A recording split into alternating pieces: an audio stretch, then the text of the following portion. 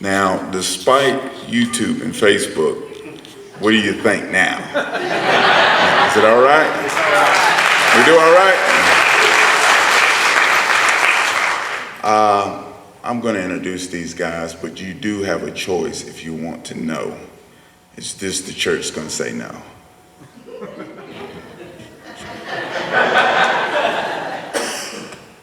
I guess I'll tell you who they are. Is that all right? That's all right, man. All right. This is our newest member. This is Preston Woods from Newton, North Carolina. He sings lead, if you would give him a hand.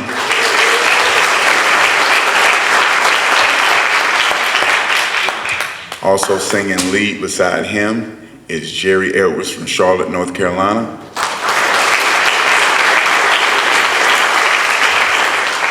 And this guy right here. This is Quentin Fortune from Greensboro, North Carolina. He also sings lead. Good thing about us, we got leaders here. Our technician in the back, if you would just look, raise your hand. Jason Landers from Colorado Springs, Colorado. All of the roadies that help us set this up, without them, it would not get done. You would have to strain to hear us because we wouldn't set it up. If you would please give them a hand.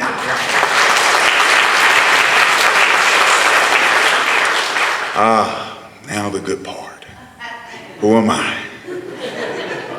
I know that's what you've been waiting for. I'm Shawn Jennings. I sing bass and sometimes baritone. I am too from Greensboro, North Carolina, and we are imperfect but forgiving.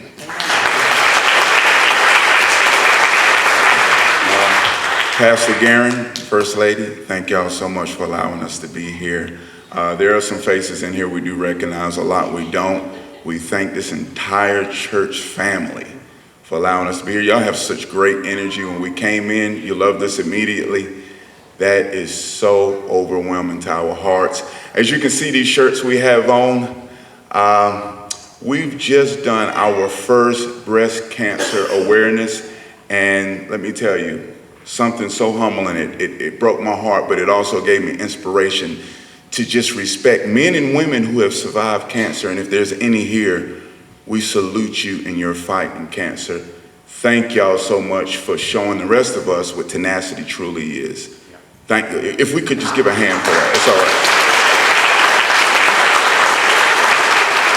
right. Just a little bit about my testimony. I'm not going to give you a whole lot because I don't want you to judge me or jump on me.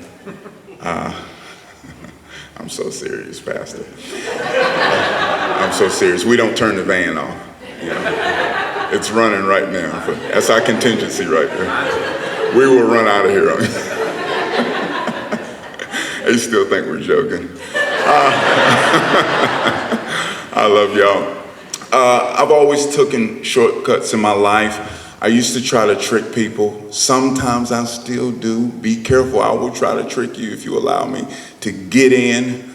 But my mother was a single parent. My parents divorced when I was 6 years old. My grandmother, bless her heart, stepped in to take over. She just didn't like the job that my mom was doing. And my granny boo was the greatest thing I thought ever happened to me because I could get anything over on her. Anything. Don't judge me, you've done it, I know you have. There's some grandmothers in here that could testify to that. But you know, me and my two siblings, I have two sisters, and we took pure advantage of my granny boo. And we had everybody in the world calling her house, all kinds of hours of the night. And every time she would still pick it up like somebody was really calling her. And we would always say, Granny boo, I got it. Granny, I got it. Granny, I got it. And you know, one day, my granny boo, she told me, she said, you better be here before them street lights come on.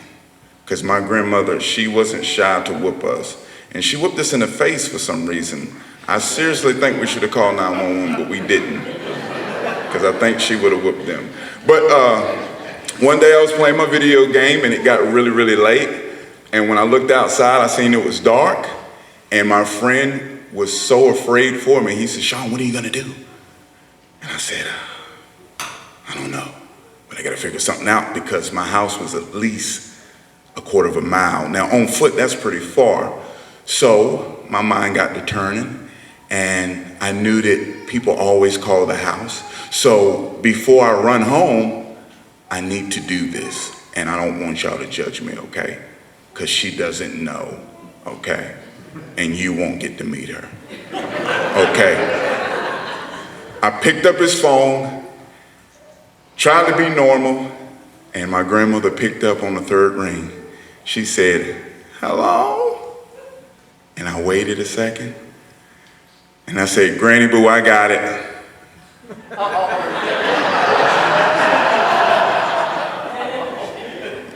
You get what happened? Bless my heart. She assumed I was in the house. And as soon as she hung up the phone, I hung up the phone, and I ran as fast as I could.